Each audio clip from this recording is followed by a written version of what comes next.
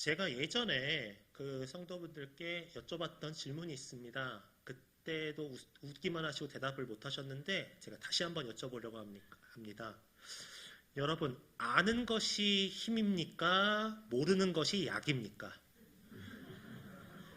어느 게 맞는 말입니까?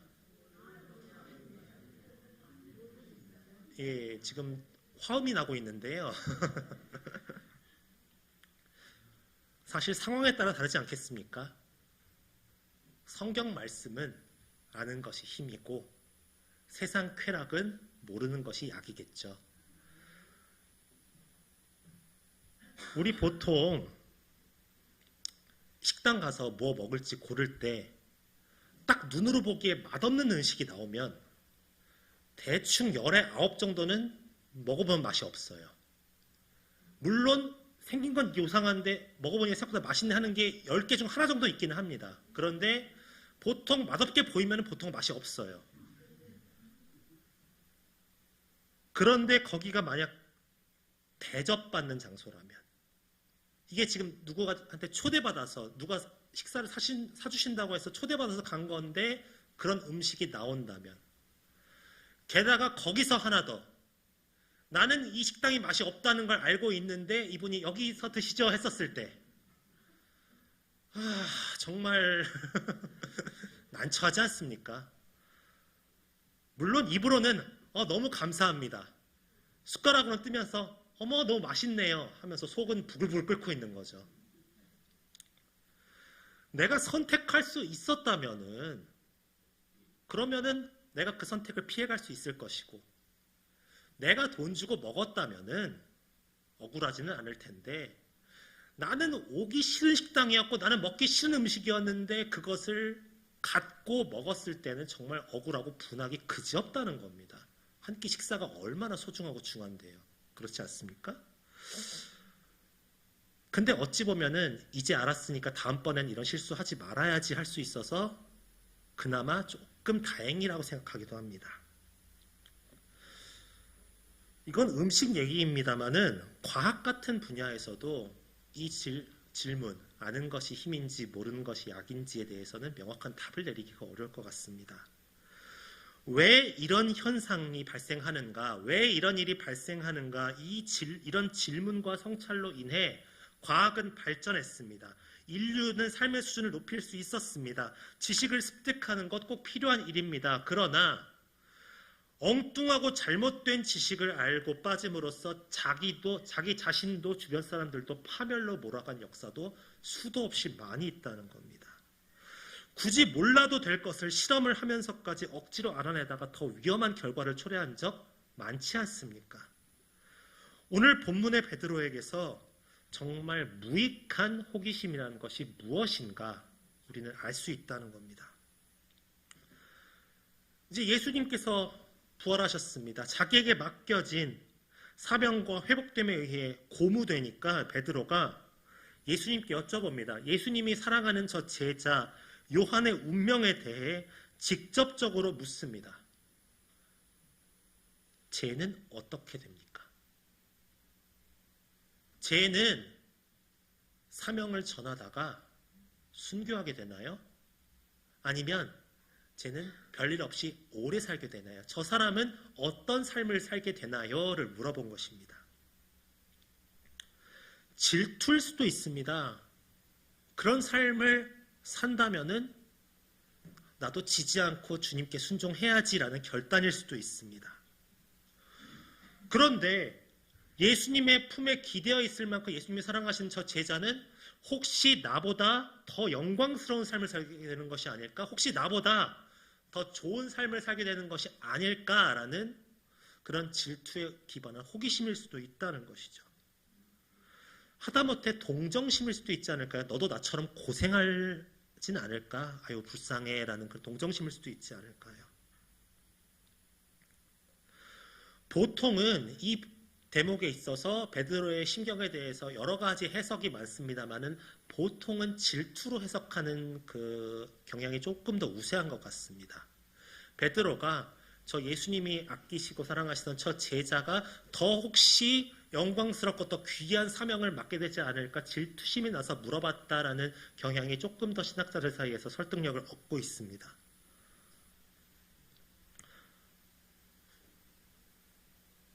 세상 권세나 욕심을 내려놓고 주님을 섬기겠다는 고백은 우리가 참 많이 합니다.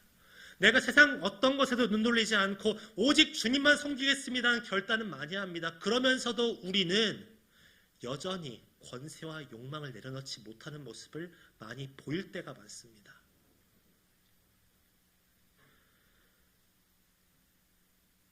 제가 교단에서 정치 얘기를 하고 싶지는 않으니까 아무 쪽에서 치우치지 않은 정치 얘기를 하나 해보자면은, 우리가 보통 선거를 하게 되면은 많은 후보들이 나오시잖아요.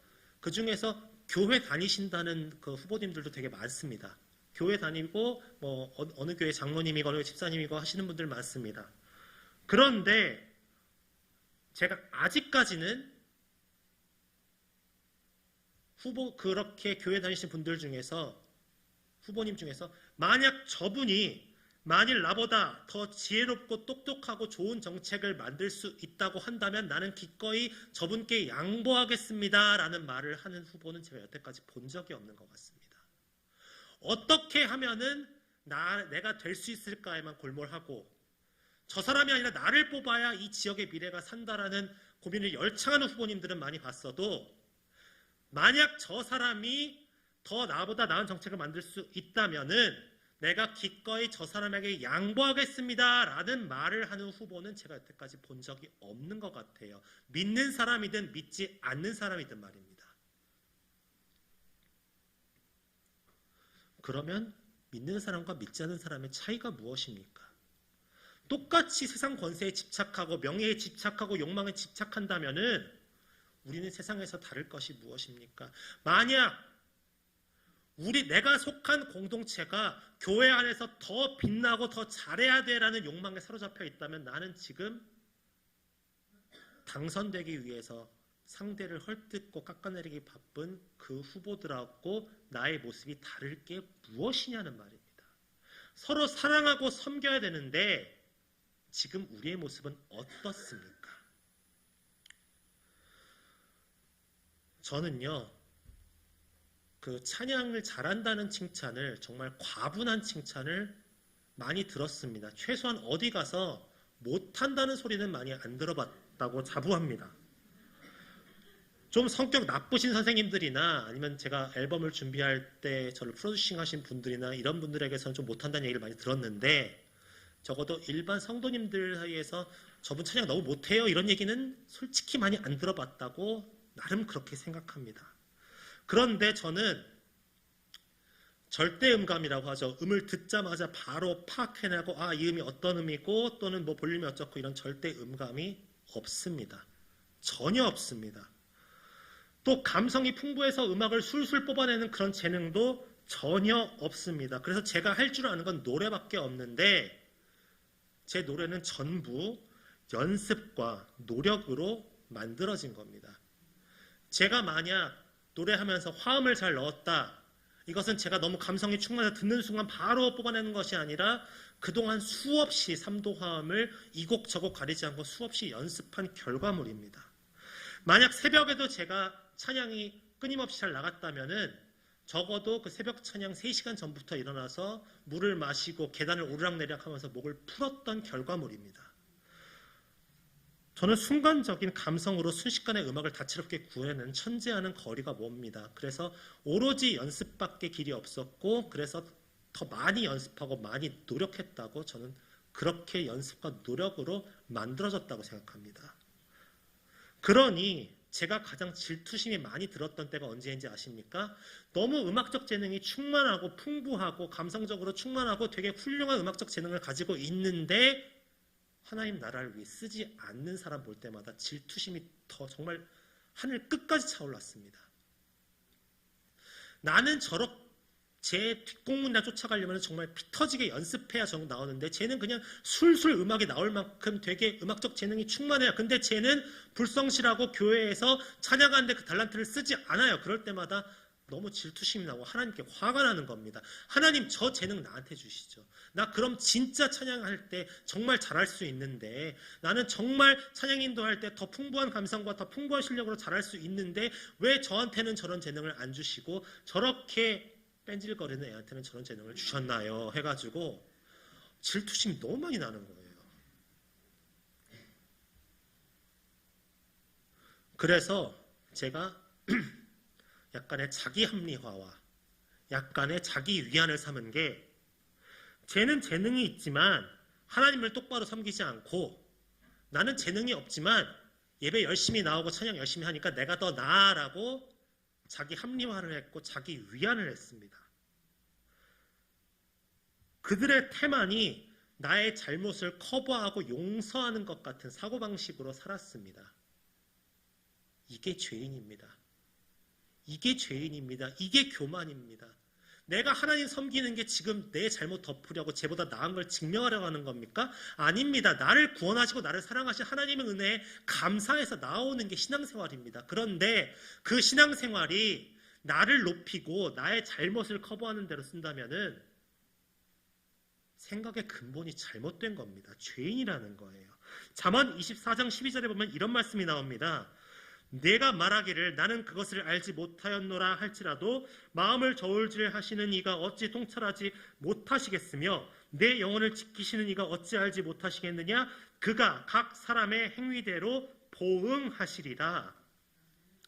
상대방을 비방하지 않으면, 상대방을 비난하지 않으면 적어도 나는 의로운 삶을 사는 자라는 아주 심각한 착각에 빠져 있었습니다. 나는 적어도 삿대질하면서 욕하지 않았으니까, 난 대놓고 비난하지 않았으니까, 나는 힐난하면서 상대방의 마음에 상처 주지 않았으니까. 그런데 내 속마음은 그렇지가 못했습니다.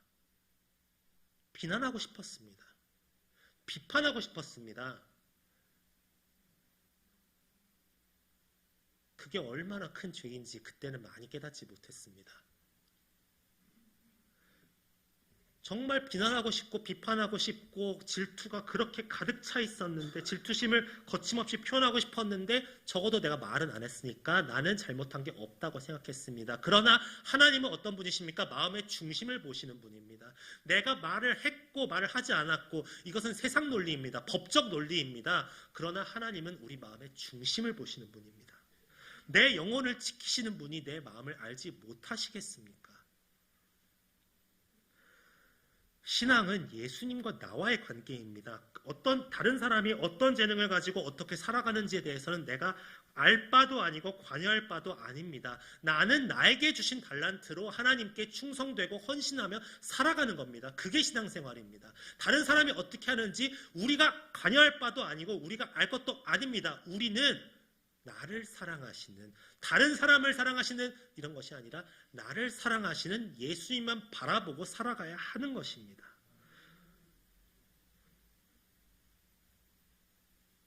각각 자기의 짐을 지라고 하나님께서 말씀하십니다. 그리고 우리가 질 수 있는 짐을 감당할 만큼 그 달란트를 우리에게 주셨습니다. 다른 사람의 허물을 찾아내느라 하나님께서 지금 내게 명령하시고 말씀하시고 계신 것을 놓치고 있다면 이가 얼마나 슬픈 일입니까? 예수님께서 베드로가 요한의 운명에 대해 물어봤었을 때 예수님의 대답은 베드로가 원했던 대답이 아니었습니다. 요한이 어떻게 죽을지 아는 것은 네가 알 게 아니야. 요한이 어떻게 살든지 어떻게 앞으로 살아갈 것인지 어떻게 죽든지 네가 알 것이 아니야. 네가 지금 할 것은 무엇이냐? 너는 나를 따르라. 단 하나의 의무를 말씀하셨습니다. 나를 따르라고 말입니다. 고린도전서 8장 6절에 보면 이런 말씀이 있습니다. 그러나 우리에게는 한 하나님 곧 아버지가 계시니 만물이 그에게서 났고 우리도 그를 위하여 있고 또한 한 주 예수 그리스도께서 계시니 만물이 그로 말미암고 우리도 그로 말미암아 있느니라. 이는 다른 모든 것에 관심 가지지 않아도, 다른 모든 것에 우리가 눈 돌리지 않아도 예수 그리스도만 따르면 모든 것이 괜찮다는 말씀입니다. 모든 것의 해답은 다른 게 아닙니다. 예수를 믿는 것이 바로 모든 것의 해답입니다. 뻔한 소리 같습니까? 또 저 소리지. 예수 믿으면 다 해답이라 또 뻔한 소리. 또 저 소리지. 이렇게 생각하십니까? 교회는요, 뻔한 소리 하는 곳입니다. 교회는요, 당연한 소리 하는 것입니다. 우리가 들었던 얘기 또 하는 데가 교회고요. 우리가 다 알고 있다고 생각하는 얘기 또 하는 곳이 교회입니다. 오직 복음 하나만 계속해서 반복하고 얘기하고 선포하고 고백하고 결단하는 곳이 교회란 말입니다. 이것 이외에 다른 것이 무엇이 필요합니까? 뭔가 뇌를 자극하는 정말 새롭고 즐거운 말씀 듣고 싶으십니까? 교회는 우리가 다 알고 있다고 생각하는 그 내용, 그 복음, 그 말씀을 계속해서 반복해서 선포하는 곳이란 말입니다. 그냥 사실을 사실대로 얘기하는 겁니다. 그 외에 무엇이 필요가 있습니까? 요한과 베드로의 사명, 본질적으로 같습니다. 예수님의 양을 치는 사명입니다. 그러나 그것을 이루는 방법과 길은 서로 다릅니다. 그래도 상관없습니다. 왜 저 사람에겐 저런 사명 주시고 나에게 이런 사명 주셨지? 상관없습니다. 예수님과 나와의 관계만 중요한 것이지 타인의 문제에 관심을 가질 필요가 없다는 책망을 예수님께서 하고 계신 것입니다. 그리고 지금 우리에게 말씀하시고 계십니다. 다른 이의 사명이 부러우십니까? 다른 이가 저렇게 생각하는 것이 부러우십니까? 우리가 관여할 바가 아닙니다. 나는 내게 맡겨진 사명 잘 감당하면 되는 겁니다. 요한이 순교당하면 그것이 무슨 상관입니까? 요한이 순교당하지 않고 장수한다면, 주님께서 재림하실 때까지 살아있다면, 그렇다 할지라도 이건 베드로와는 아무 상관없습니다. 자기의 주어진 사명 충실히 잘 감당하기만 하면 되는 겁니다. 베드로나 요한이나 우리 모두 지금 이 자리에 모여 계신 모든 성복중앙교회, 모든 목회자, 모든 각자 성도님들의 운명은 오직 예수 그리스도께 달려있는 것입니다. 그렇기에 우리를 그 사명을 할 수 있도록 이끄시는 분은 예수 그리스도이시지 타인의 운명에 달려있는 것이 아니기 때문입니다. 우리는 각자의 사명에 맞게 독립적인 운명을 가지고 있습니다. 그리고 그 운명은 비록 길이 비슷해 보일 수는 있어도, 때론 동역할 수 있어도, 때론 같이 걸어갈 수도 있어도 본질적으로는 다릅니다. 그러나 모두가 각자 맡겨진 사명이 있어요. 제가 아무리 뛰어나도 여러분이 각자 갖고 계신 사명 똑같이 갈 수는 없습니다. 반대로 여러분도 제 사명을 똑같이 갈 수는 없습니다. 그렇기에 우리는 예수님과 나와의 관계만 신경 쓰면서 내 길, 내 사명 잘 감당하고 서로를 위해 기도해주면 되는 것입니다. 어떻게 죽는지조차도 그것은 중요한 것이 아닙니다. 내가 어떻게 죽으면 무슨 상관입니까? 예수님께서 좀 잘 죽으면 더 칭찬해 주시고 좀 비참하게 죽으면 더 꾸질하시고 이런 분이십니까? 그냥 우리 영혼만 보시지 않습니까? 우리가 언제 예수님 앞에 갈지, 주님 전에 나아갈지 이것도 우리가 상관할 바 아닙니다. 우리는 하루하루 기뻐함으로, 감사함으로 하나님의 은혜에 순종하며 살아가면 되는 것입니다. 다른 것에는 초연하고 하나님 말씀에는 집착하는 그런 신앙생활, 그런 믿음생활이 우리에게 더 필요하지 않겠습니까? 집착하는 사람의 특성이 무엇이라 생각하십니까? 다른 모든 것 관심 없고 그것에만 올인하는 거잖아요. 그것만 보이는 거잖아요. 그럼 지금 우리 성복중앙교회 성도님들이 가장 집착해야 할 것은 무엇입니까? 말씀이고 예수 그리스도이고 성령님의 이끄심이고 하나님입니다. 갈라디아서 6장 14절 말씀, 이 말씀 다 같이 우리 함께 합독하시겠습니다. 시작. 그러나 내게는 우리 주 예수 그리스도의 십자가 외에 결코 자랑할 것이 없으니 그리스도로 말미암아 세상이 나를 대하여 십자가에 못 박히고 내가 또한 세상을 대하여 그러하니라. 아멘. 사람이든 물건이든 뭐든 간에 우리가 집착할 것도 없고 그렇게 크게 관심 가질 것도 없습니다. 우리는 말씀에만 집착하면 됩니다. 하나님의 이끄심에만 집착하면 됩니다. 다른 이가 어떻게 살든 어떻게 신앙생활하든 그런 것 관심 둘 필요 없습니다. 무관심하는 얘기가 아닙니다. 올바른 행동이나 방식에 대해서 권면할 수는 있습니다. 그러나 우리의 역할은 거기까지입니다. 우리가 그 사람을 마음대로 조종할 수 있다고 생각하는 것, 그것 얼마나 큰 교만인지 모릅니다. 그 사람도 하나님의 자녀이고 나도 하나님의 자녀라고 한다면 나는 지금 하나님께서 맡기신 내 사명 잘 감당하면 되는 것이고, 저 사람이 설령 잘못된 일로 간다고 한다면 우리는 권면하고 기도하는 것에서 그쳐야 합니다. 그 사람의 인생이 앞으로 어떻게 흘러가는지는 공의의 하나님께서 판단하실 것입니다. 그것이 옳고 그른지 우리가 무슨 재주로 판단합니까? 우리가 그렇게 똑똑합니까? 우리가 그렇게 지혜롭습니까? 우리는 나 자신의 사명, 지금 하나님께서 내게 지금 무슨 말씀을 하시는가, 내가 앞으로 어떻게 신앙생활을 해야 했고 나아가야 하는가, 그거 하나에만 집착하고 관심 가져도 벅찹니다. 저 사람이 어떻게 신앙생활 하든지 그냥 기도해주고 상관하지 마시고 지금 내 안에 살아계시는 하나님만 바라보시기 바랍니다. 하나님만 집착하며 살아가시기 바랍니다. 우리를 권면하시고 우리를 이끄시는 하나님만 바라보시기 바랍니다. 그분께만 순종하면 되고 그분께만 집착하면 됩니다. 여러분의 인생이 모든 것에 해답되시는 우리 예수 그리스도만 바라보며 사는 그런 신앙생활, 그런 신앙인 될 수 있기를 주님의 이름으로 간절히 축원합니다. 기도하겠습니다.